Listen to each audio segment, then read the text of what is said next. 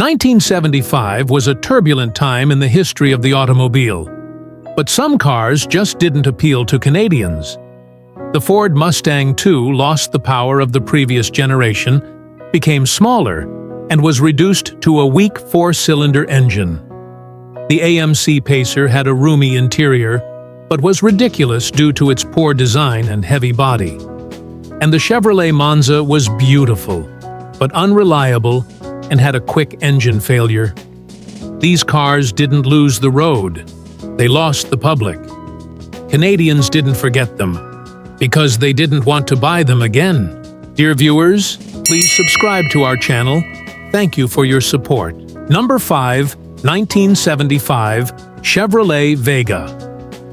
Why Canadians hated it. Cold weather equals no start.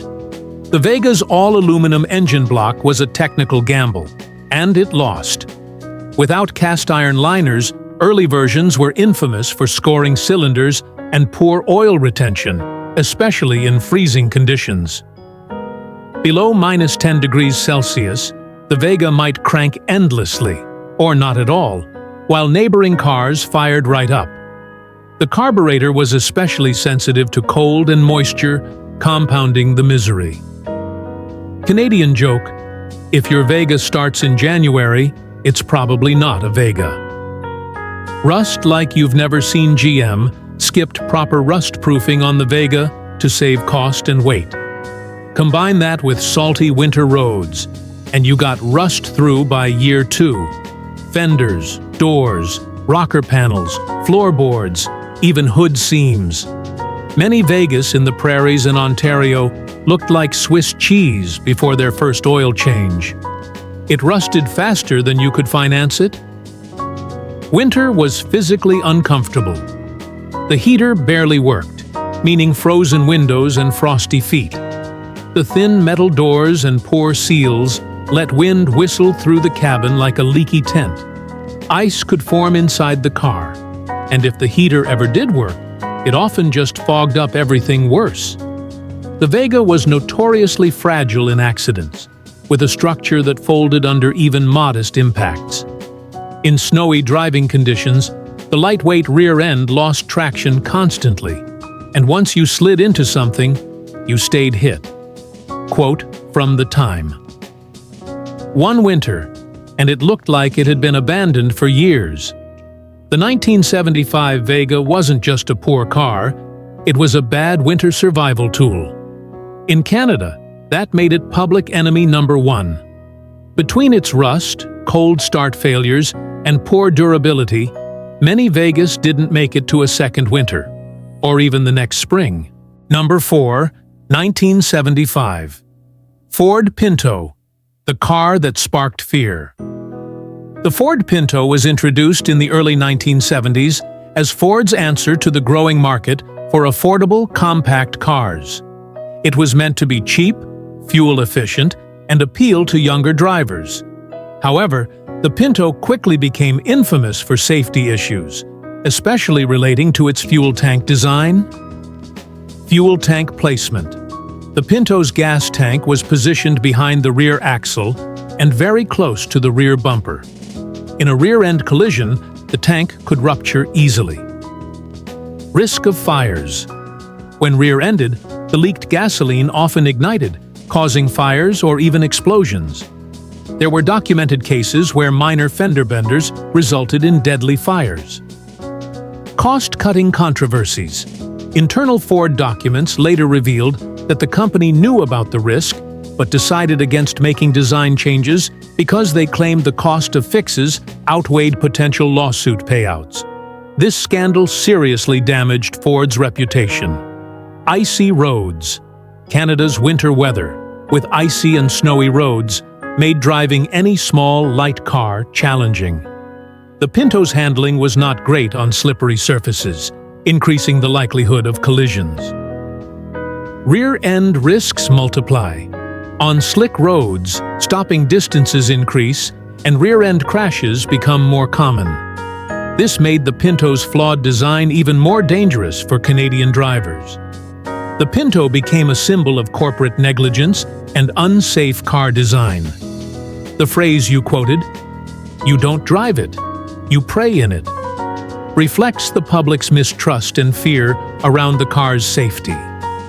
The Pinto case is often taught in ethics classes as an example of prioritizing profits over human lives. Number 3. AMC Gremlin, 1975. The AMC Gremlin was introduced in 1970 by American Motors Corporation as one of the first subcompact cars designed to compete with imports like the VW Beetle. It was unique, with a truncated hatchback design meant to appeal to budget-conscious buyers looking for something different. Why it got a bad rap in Canada. Design. Its stubby, boxy shape was polarizing. Some called it cute, others just plain odd. The cramped interior made it uncomfortable, especially for taller Canadians or families. Build quality. The Gremlin's materials and finish felt cheap, especially compared to some competitors. Parts availability. AMC had a smaller dealer and service network in Canada, so getting parts was often a hassle, increasing maintenance costs and downtime. The engine and suspension were tuned more for economy than performance, resulting in a ride that felt unstable or floaty on rough or icy roads. Hence, the shopping cart comparison. The Gremlin became a bit of a cult car, loved by some for its quirkiness, but widely criticized for practicality and reliability. It's often remembered in Canada as a car that tried hard but fell short on everyday usability. Number 2. 1975 Dodge Dart. Why Canadians hated it. Slippery as an ice rink in snow, thanks to sketchy brakes and poor handling. Heater? More like a glorified cold air blower. Perfect if you enjoy feeling like you're driving inside a freezer. You warm up faster walking than sitting inside this thing. More on the 1975 Dodge Dart background. The Dodge Dart was a popular compact car through the 60s and 70s, but by the mid-70s, the model was starting to show its age. The 1975 version tried to balance affordability with basic features, but struggled in tough weather. Why it was tough for Canadians. Braking problems. The Dart's brakes weren't the most reliable or responsive, especially in wet or snowy conditions, which made stopping on slippery Canadian roads a nerve-wracking challenge. Handling.